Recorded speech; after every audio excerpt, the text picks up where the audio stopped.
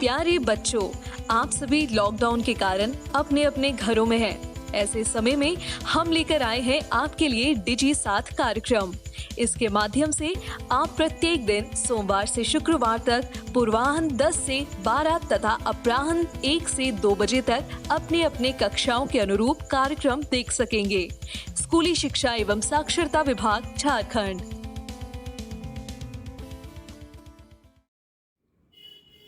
नमस्ते दोस्तों, झारखंड सरकार के डीजी साथ प्रोग्राम में आप सभी का स्वागत है। आज के इस वीडियो में हम दूरदर्शन के माध्यम से क्लास 10 की पढ़ाई करेंगे। तो चलिए देखते हैं कि हम आज क्या पढ़ेंगे। क्लास 10 में हम विज्ञान विषय में कार्बन एवं उसके यौगिक भाग 2 पढ़ेंगे और सामाजिक विज्ञान विषय में भारत में राष्ट्रवाद भाग 2 पढ़ेंगे। इन सभी वीडियो के साथ हम रोचक प्रश्नों को भी बनाएंगे और उनके जवाब भी देखेंगे। दोस्तों, आप सबसे उम्मीद है कि आपने अपनी कॉपी और कलम अपने साथ रखी होगी और आप सभी पाठ को पढ़ने के क्रम में ज़रूरी बातों को नोट भी करते जाएंगे।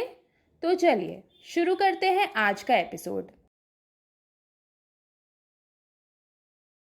नमस्कार दोस्तों, आज जो हम अध्याय करने जा रहे हैं उसका नाम है कार्बन एवं उसके यौगिक। आज हम इसका दूसरा भाग करेंगे। तो चलिए जानते हैं कि इस दूसरे भाग में हम क्या जानने वाले हैं। सबसे पहले हम बात करेंगे सहसंयोजी आबंध के बारे में। उसके बाद हम जानेंगे कार्बन की सर्वोत्तमुखी प्रकृति को और उसके बाद हम बात करेंगे श्रृंखलाएं, शाखाएं एवं वलय क्या होते हैं। परंतु एक बात, सहसंयोजी आबंध के बारे में तो हम पहली वीडियो में जान चुके हैं कि जब हम इलेक्ट्रॉन को आपस में बांटते हैं तो जो आबंध बनता है वो सहसंयोजी आबंध बनता है। तो आप जरूर सोच रहे होंगे कि अगर हम पहले ही सहसंयोजी आबंध पढ़ चुके हैं तो इसके बाद हम इसके बारे में फिर से क्यों पढ़ रहे हैं। चलिए इसके लिए एक सवाल पूछने दीजिए मुझे। सवाल है कि क्या आप सहसंयोजी आबंध के प्रकार जानते हैं? अब आप नहीं जानते कि सहसंयोजी आबंध के प्रकार क्या होते हैं, तो ये जानना तो जरूरी है। तो चलिए समझते हैं कि सहसंयोजी आबंध कितने प्रकार के होते हैं। दरअसल जो सहसंयोजी आबंध हैं वो इलेक्ट्रॉनों की संख्या के आधार पर 3 प्रकार के होते हैं। अब इलेक्ट्रॉनों की संख्या के आधार पर क्या मतलब है? हमने ये जाना था कि इलेक्ट्रॉन बांटने पे जो सहसंयोजी आबंध होता है वो बनता है। तो कितने इलेक्ट्रॉन बांटे गए हैं उसके आधार पर हम इन्हें अलग अलग भागों में बांटते हैं और उसी के आधार पर ये 3 प्रकार के होते हैं। सबसे पहला है एकल बंध। नाम से ही समझ आ रहा है कि यहाँ पर सिर्फ एक इलेक्ट्रॉन बांटा जाएगा। इसके लिए हम उदाहरण लेते हैं हाइड्रोजन का।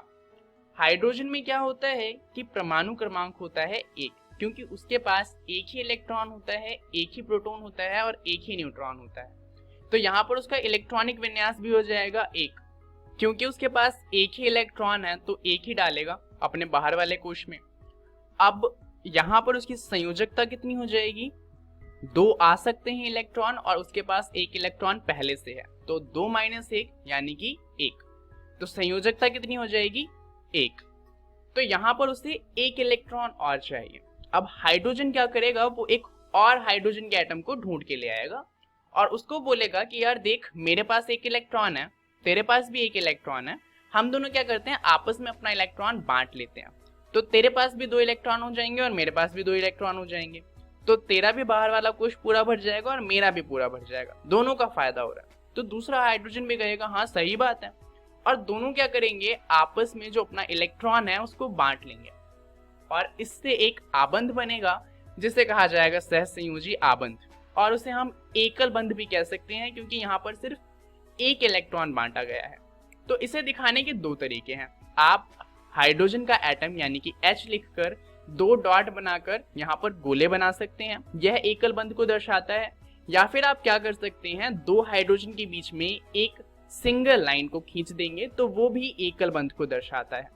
चलिए अब बात करते हैं दोहरे बंध की।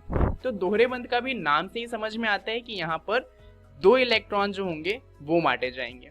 इसे समझने के लिए हम उदाहरण लेंगे ऑक्सीजन का। ऑक्सीजन जो है उसका इलेक्ट्रॉनिक नंबर यानी कि जो परमाणु क्रमांक होता है वो होता है 8। तो यानी कि उसके K शेल में 2 इलेक्ट्रॉन होंगे और बाहर वाला जो शेल है उसमें 6 इलेक्ट्रॉन होंगे।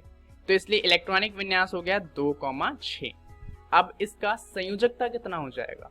इसके बाहर वाले कोश में 6 इलेक्ट्रॉन पहले से हैं और टोटल 8 आ सकते हैं। तो ये तो आसान सा मैथ है, 8 - 6 बराबर में 2, तो उसकी संयोजकता कितनी हो जाएगी? 2, यानी कि ऑक्सीजन को 2 इलेक्ट्रॉन और चाहिए। अब वो क्या करेगा, वो भी एक ऑक्सीजन को ढूंढ लाएगा। अब इस ऑक्सीजन को भी कितने इलेक्ट्रॉन चाहिए? 2। तो ये दोनों क्या करेंगे, आपस में अपने 2 इलेक्ट्रॉन्स को बांट लेंगे।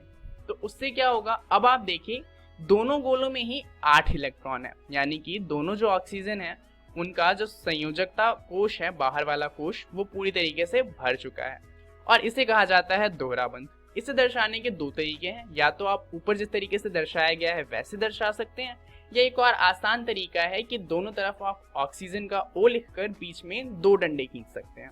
यहाँ पर जो ये दोहरा बंध बना है उससे एक बहुत फेमस और बहुत ही ज्यादा महत्वपूर्ण कंपाउंड बनता है, जो कि है ऑक्सीजन गैस। चलिए अब देखते हैं तीसरे प्रकार का सहसंयोजी आबंध, जो कि है त्रियाबंध। यहाँ पर हम बात करेंगे नाइट्रोजन की। यहाँ पर 3 इलेक्ट्रॉन आपस में बांटे जाएंगे। तो नाइट्रोजन का परमाणु क्रमांक होता है 7, तो उसका इलेक्ट्रॉनिक विन्यास हो जाएगा 2,5, यानी कि 2 इलेक्ट्रॉन अंदर वाले शेल में होंगे और बाकी के 5 जो होंगे वो बाहर वाले कोश में होंगे। और इसकी संयोजकता हो जाएगी 8 - 5, क्योंकि बाहर वाले कोश में 8 इलेक्ट्रॉन आ सकते हैं और 5 पहले से हैं। तो संयोजकता हो जाएगी 3, यानी कि उसे 3 और इलेक्ट्रॉन चाहिए। तो वो क्या करेगा, वो एक नाइट्रोजन को ढूंढ के लाएगा और उसको बोलेगा कि 3 इलेक्ट्रॉन आपस में बांट लेते हैं। उससे क्या होगा कि दूसरे नाइट्रोजन के पास भी 8 इलेक्ट्रॉन हो जाएंगे और इसके पास भी 8 इलेक्ट्रॉन हो जाएंगे। तो यहाँ पर ये दोनों ही आपस में 3 इलेक्ट्रॉन आपस में बांट लेंगे और इस तरीके से आप देखेंगे कि हर गोले में 8 इलेक्ट्रॉन हैं। यहाँ पर आप इसे कुछ इस तरीके से भी दर्शा सकते हैं, दोनों ही नाइट्रोजन के बीच में 3 डंडे डालकर। तो ये थे सहसंयोजी आबंध। चलिए अब जानते हैं कार्बन की सर्वोत्तमुखी प्रकृति के बारे में। अब इसे जानने से पहले एक बात जानते हैं कि कार्बन लगभग 30 लाख से भी ज्यादा तरह के यौगिक बना सकता है और 30 लाख बहुत ज्यादा होते हैं। तो कोई तो रीजन होगा और यही कारण है कि कार्बन इतने सारे कंपाउंड बनाता है और इसलिए ये इतना ज्यादा महत्वपूर्ण होता है। तो आखिर ये ऐसा कैसे कर पाता है, चलिए समझते हैं। अब इसका कारण है कैटिनेशन, या फिर हम कह सकते हैं श्रृंखलन। तो अब ये श्रृंखलन क्या होता है, कार्बन में कार्बन के ही अन्य परमाणुओं के साथ आबंध बनाने की एक अद्वितीय क्षमता होती है और इसे ही कहा जाता है श्रृंखलन। जैसे कि यहाँ पर आप देख सकते हैं कार्बन ने दूसरे कार्बन के साथ ही अपना एक इलेक्ट्रॉन बांटा हुआ है। अब जरूरी थोड़ी है कि वो एक ही इलेक्ट्रॉन को बांटे, हो सकता है कि वो 2 इलेक्ट्रॉन बांटे और दोहरा बंध बनाए, या ये भी हो सकता है कि वो 3 इलेक्ट्रॉन बांट के त्रियाबंध बनाए। और जरूरी थोड़ी है कि एक ही कार्बन के साथ बांटे, हो सकता है कि एक साथ वो 4-5 कार्बन के साथ अपने इलेक्ट्रॉन को बांट रहा हो। तो इससे क्या होता है कि कार्बन की एक श्रृंखला बन जाती है। जैसे कि आप यहाँ पर देख सकते हैं आपस में बहुत सारे कार्बन ही मिलकर आपस में बांध बना रहे हैं और इससे क्या होता है कि बहुत सारे तरह के कंपाउंड बन सकते हैं। अब यहाँ पर देखिए कि जितने भी बॉन्ड है, यानी कि जितने भी बांध बने हुए हैं, वो सारे के सारे एक इलेक्ट्रॉन को बांटने से बने हैं, यानी कि सारे के सारे एकल बांध हैं। तो ऐसे जो कार्बन कार्बन के बांध होते हैं जहां पर सारे के सारे बांध एकल होते हैं, इन्हें कहा जाता है संतृप्त यौगिक। और ऐसे कंपाउंड जहां पर एक या एक से ज्यादा बांध दोहरे या फिर त्रिया बांध होते हैं, तो ऐसे कंपाउंड को कहा जाता है असंतृप्त यौगिक। अब यहाँ पर संतृप्त यौगिक और असंतृप्त यौगिक का क्या काम है उसे हम बाद में जानेंगे। अभी जानते हैं हाइड्रोकार्बन यौगिक के बारे में। तो अब ये क्या होता है, कार्बन एवं हाइड्रोजन के यौगिक को हाइड्रोकार्बन कहते हैं, यानी कि ऐसा कंपाउंड जिसके अंदर सिर्फ कार्बन हो और हाइड्रोजन हो उसे कहा जाएगा हाइड्रोकार्बन। जो हाइड्रोकार्बन एकल बांध से बनते हैं उन्हें कहा जाता है एल्केन। जैसे कि पहला कंपाउंड यहाँ पर एक कार्बन है और 4 हाइड्रोजन है, इसे कहा जाएगा मीथेन। दूसरे वाले में 2 कार्बन है और 6 हाइड्रोजन है, इसे हम इथेन कहते हैं। तीसरा वाला प्रोपेन है। अब जो हाइड्रोकार्बन दोहरे बांध बनाते हैं उन्हें कहा जाता है एल्कीन। अब यहाँ पर आप देख सकते हैं कि ऐसा नहीं है कि सारे के सारे बांध ही दोहरे हैं, यहाँ पर बस एक दोहरा बांध है। तो अगर ऐसा कोई हाइड्रोकार्बन है जिसमें एक भी दोहरा बांध होता है तो उसे हम कहते हैं एल्कीन। यहाँ पर जो कंपाउंड बना है उसे कहा जाएगा प्रोपीन। अब जो हाइड्रोकार्बन त्रिया बांध से बनते हैं, यानी कि उनके बीच में अगर एक भी त्रिया बांध होता है तो उसे कहा जाता है अल्काइन। जैसे कि यहाँ पर ये जो यौगिक है ये है प्रोपाइन। चलिए अब समझते हैं श्रृंखलाएं, शाखाएं एवं वलय को। तो यहाँ पर इनका क्या मतलब है, इसको जानने से पहले चलिए एक सवाल देखते हैं कि क्या हाइड्रोकार्बन की एक से ज्यादा संरचना हो सकती है। अब संरचना का मतलब है कि क्या एक ही हाइड्रोकार्बन को एक से ज्यादा तरीके से दिखाया जा सकता है। अब आप सोच रहे होंगे ऐसा कैसे पॉसिबल है। दरअसल ये पॉसिबल है, ऐसा हो सकता है। उदाहरण के लिए ये देखिए, यहाँ पर आप कार्बन और हाइड्रोजन की संख्या को गिनिए। अगर आप गिनेंगे तो आप पाएंगे यहाँ पर 4 कार्बन है और 10 हाइड्रोजन है। अब जरा इसे देखिए, यहाँ पर भी गिनिए कि कार्बन कितने हैं और हाइड्रोजन कितने हैं। थोड़ी अजीब बात है, परंतु यहाँ पर भी कार्बन 4 हैं और हाइड्रोजन 10 हैं। तो यहाँ पर ये जो दोनों कंपाउंड है वो बराबर हैं, उनमें अणुओं की संख्या भी बराबर है, परंतु इन्हें अलग अलग तरीके से दर्शाया गया है। तो इसे कहा जाता है समावयवता, जिसे हम इंग्लिश में कहते हैं आइसोमेरिज्म। चलिए देखते हैं कि इसकी डेफिनेशन क्या है। ऐसे यौगिक जिनके संगठन तथा अणु अवयव एक होते हुए भी उनके गुणों में विभिन्नता है, ऐसे यौगिकों को समावयवी कहते हैं, यानी कि आइसोमर कहा जाता है। और इस तथ्य का नाम समावयवता यानी कि आइसोमेरिज्म कहलाता है। तो यहाँ पर होता क्या है कि कार्बन की संख्या भी बराबर होती है, हाइड्रोजन की संख्या भी बराबर होती है, परंतु वो दर्शाए अलग तरीके से जाते हैं और उनके गुण अलग हो जाते हैं, क्योंकि वो दर्शाए अलग तरीके से जा रहे हैं। उदाहरण के लिए यहाँ पर आप देखेंगे कि श्रृंखलाएं हैं, यहाँ पर जितने भी कंपाउंड हैं सब में 4 कार्बन है, परंतु उन्हें अलग अलग तरीके से दर्शाया जा रहा है। इसे कहा जाएगा श्रृंखलाएं, बिकॉज यहाँ पर कार्बन की श्रृंखला बन रही है। उसी तरीके से शाखाएं बनती हैं, जैसे कि आप यहाँ पर देख सकते हैं नीचे कार्बन की श्रृंखला है जहां पर एक कार्बन एक पेड़ की टहनी की तरह उससे बाहर निकल रहा है, तो इसे कहा जाएगा शाखाएं। ऐसे ही जब कार्बन से मिलकर एक पूरा चक्र जैसा बनता है, जैसे कि आप यहाँ पर देख सकते हैं, तो इन्हें कहा जाता है वलय। जैसे कि यहाँ पर बेंजीन है जो एक वलय बना रही है। तो ये है समावयवता यानी कि आइसोमेरिज्म। चलिए समझते हैं इस वीडियो में हमने क्या क्या देख लिया। हमने यहाँ पर सीखा कि सहसंयोजी आबंध क्या होता है, साथ में हमने जाना कि कार्बन की सर्वोत्तमुखी प्रकृति क्या है, जहां हमने जाना कि कार्बन अपने साथ ही आबंध बना सकता है, और लास्ट में हमने जाना श्रृंखलाएं, शाखाएं एवं वलय क्या होते हैं। अब इन सभी के बारे में आपको घर से अपनी एनसीईआरटी किताब से पढ़कर आना है।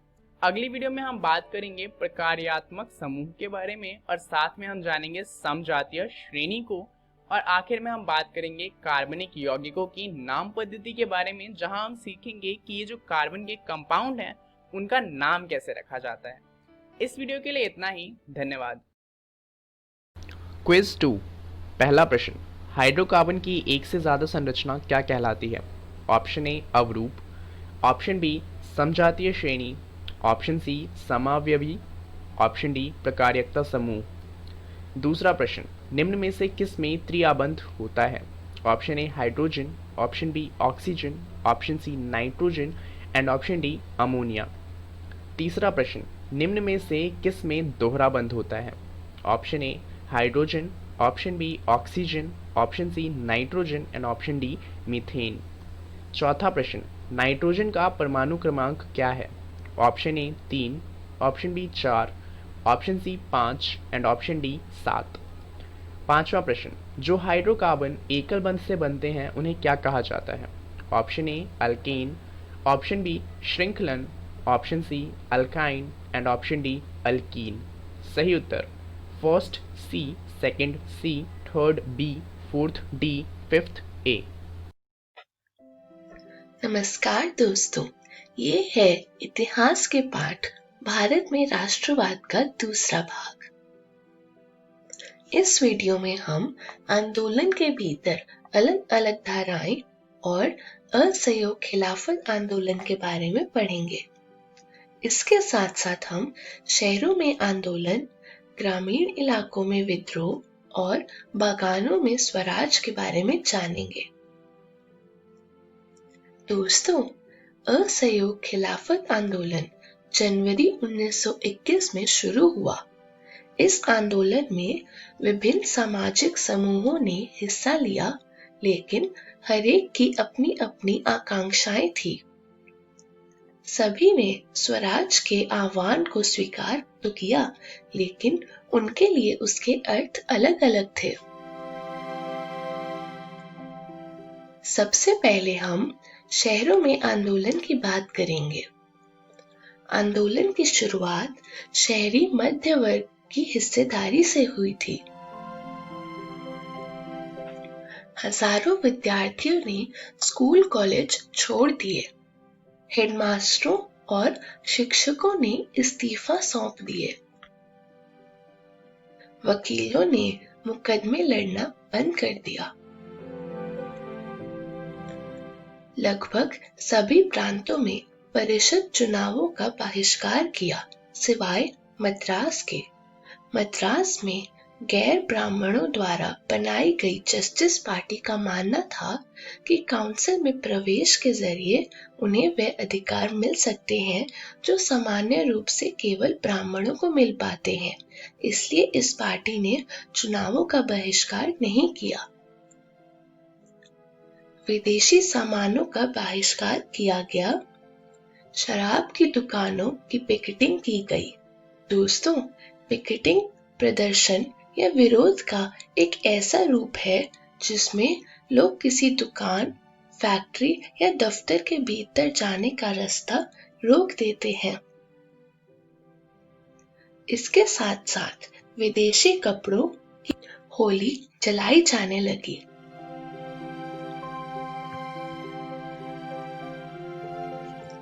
उन्नीस सौ 1921 से 1922 के बीच विदेशी कपड़ों का आयात आधा रह गया था। बहुत सारे स्थानों पर व्यापारियों ने विदेशी चीजों का व्यापार करने या विदेशी व्यापार में पैसा लगाने से इनकार कर दिया। जब बहिष्कार आंदोलन फैला और लोग आयातित कपड़े छोड़कर केवल भारतीय कपड़े पहनने लगे, जिससे भारतीय कपड़ा मिलों और हथकरघों का उत्पादन भी बढ़ने लगा। कुछ समय बाद शहरों में यह आंदोलन धीमा पड़ने लगा। इसके कई कारण थे। खादी का कपड़ा मिलों के कपड़ों के मुकाबले महंगा होता था और गरीब उसे नहीं खरीद सकते थे। वे मिलों के कपड़ों को लंबे समय तक बहिष्कार कैसे कर सकते थे? ब्रिटिश संस्थानों के बहिष्कार से भी समस्या पैदा हो गई। आंदोलन की कामयाबी के लिए वैकल्पिक भारतीय संस्थानों की स्थापना जरूरी थी, ताकि ब्रिटिश संस्थानों के स्थान पर उनका प्रयोग किया जा सके। लेकिन वैकल्पिक संस्थानों की स्थापना की प्रक्रिया बहुत धीमी थी। फलस्वरूप विद्यार्थी और शिक्षक सरकारी स्कूलों में लौटने लगे और वकील दोबारा सरकारी अदालतों में दिखाई देने लगे। दोस्तों, अब बात करते हैं ग्रामीण इलाकों में विद्रोह की। इसमें हम बात करेंगे किसानों व आदिवासियों के संघर्ष की। उनका आंदोलन तालुकदारों और जमींदारों के खिलाफ था, जो किसानों से भारी भरकम लगान और तरह तरह के कर वसूल कर रहे थे। किसानों को बेकार करनी पड़ रही थी। बेकार मतलब बिना किसी पारिश्रमिक के काम करवाना। किसानों की मांग थी कि लगान कम किया जाए, बेकार खत्म हो और दमनकारी जमींदारों का सामाजिक बहिष्कार किया जाए। बहुत सारे स्थानों पर जमींदारों को नाई धोबी की सुविधाओं से भी वंचित करने के लिए पंचायतों ने नाई धोबी बंद का फैसला किया। 1921 में जब आंदोलन फैला तो तालुकदारों और व्यापारियों के मकानों पर हमले होने लगे, बाजारों में लूटपाट होने लगी और अनाज के गोदामों पर कब्जा कर लिया गया। अक्टूबर 1920 में अवध किसान सभा बनाई गई। जवाहरलाल नेहरू और बाबा रामचंद्र ने तथा कुछ और अन्य लोगों ने मिलकर इस सभा का गठन किया। अब बात करते हैं आदिवासियों की। आदिवासी किसानों ने महात्मा गांधी के संदेश और स्वराज के विचार का कुछ और ही मतलब निकाला। उदाहरण के लिए आंध्र प्रदेश के कुदेम पहाड़ियों में 1920 के दशक की शुरुआत में एक उग्र गुरिल्ला आंदोलन फैल गया। कांग्रेस इस तरह के संघर्ष को कभी स्वीकार नहीं कर सकती थी। अन्य वन क्षेत्रों की तरह यहाँ भी अंग्रेजी सरकार ने बड़े बड़े जंगलों में लोगों के दाखिल होने पर पाबंदी लगा दी थी। लोग इन जंगलों में ना तो मवेशियों को चरा सकते थे, ना ही जलावन के लिए लकड़ी व फल बीन सकते थे। इससे पहाड़ों के लोग परेशान और गुस्सा थे। न केवल उनकी रोजी रोटी पर असर पड़ रहा था, बल्कि उन्हें लगता था कि उनके परंपरागत अधिकार भी छीने जा रहे हैं। जब सरकार ने उन्हें सड़कों के निर्माण के लिए बेकार करने पर मजबूर किया, तो लोगों ने बगावत कर दी। उनका नेतृत्व करने वाले अलूरी सीताराम राजू एक दिलचस्प व्यक्ति थे। उनका दावा था कि उनके पास बहुत सारी विशेष शक्तियां हैं, जैसे वे सटीक खगोलीय अनुमान लगा सकते हैं, लोगों को स्वस्थ कर सकते हैं तथा गोलियां भी उन्हें नहीं मार सकती। राजू का कहना था कि वह महात्मा गांधी के असहयोग आंदोलन से प्रेरित हैं। उन्होंने लोगों को खादी पहनने तथा शराब छोड़ने के लिए प्रेरित किया।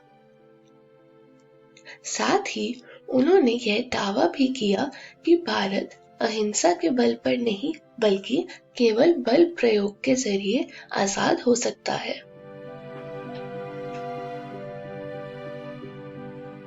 गुडेम विद्रोहियों ने पुलिस थानों पर हमले किए, ब्रिटिश अधिकारियों को मारने की कोशिश की और स्वराज प्राप्ति के लिए गुरिल्ला युद्ध नलाते रहे।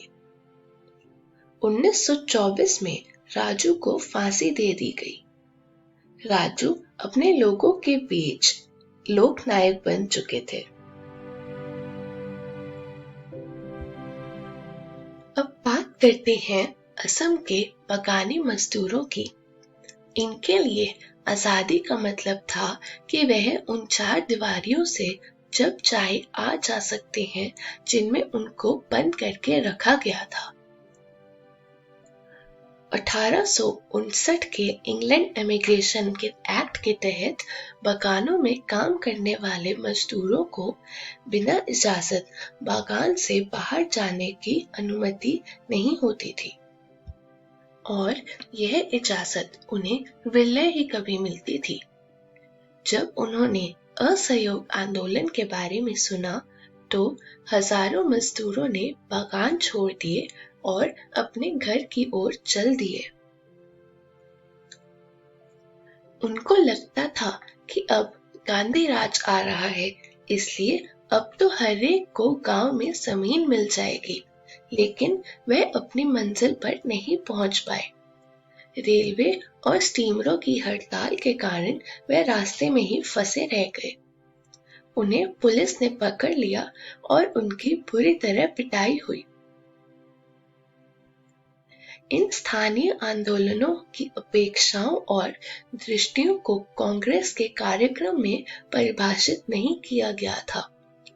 उन्होंने तो स्वराज शब्द का अपने अपने हिसाब से अर्थ निकाल लिया था। उनके लिए यह एक ऐसे युग का द्योतक था जब सारे कष्ट और सारी मुसीबतें खत्म हो जाएंगी। फिर भी जब आदिवासियों ने गांधी जी के नाम का नारा लगाया और स्वतंत्र भारत की हुंकार भरी, तो वे एक अखिल भारतीय आंदोलन से भी भावनात्मक स्तर पर जुड़े हुए थे। दोस्तों, इसी के साथ इस पाठ का दूसरा भाग समाप्त होता है। इस वीडियो में हमने आंदोलन के भीतर अलग अलग धाराएं के बारे में सीखा, जिसमें हमने शहरों में, ग्रामीण इलाकों में और बागानों में स्वराज के बारे में जाना। अगली वीडियो में हम सविनय अवज्ञा आंदोलन के बारे में पढ़ेंगे। तब तक के लिए धन्यवाद।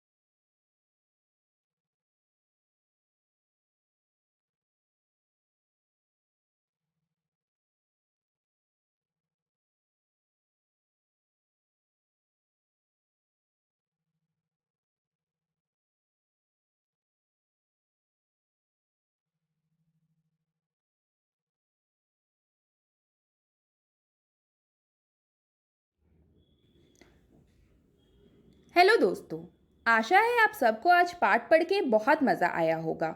तो चलिए देखते हैं कि आज हमने क्या पढ़ा। आज क्लास 10 में हमने विज्ञान विषय में कार्बन एवं उसके यौगिक भाग 2 की पढ़ाई की और सामाजिक विज्ञान विषय में भारत में राष्ट्रवाद भाग 2 पढ़ा और इन वीडियो पर आधारित रोचक प्रश्नों को भी बनाया। अब देखते हैं दोस्तों कि हम कल क्या पढ़ेंगे।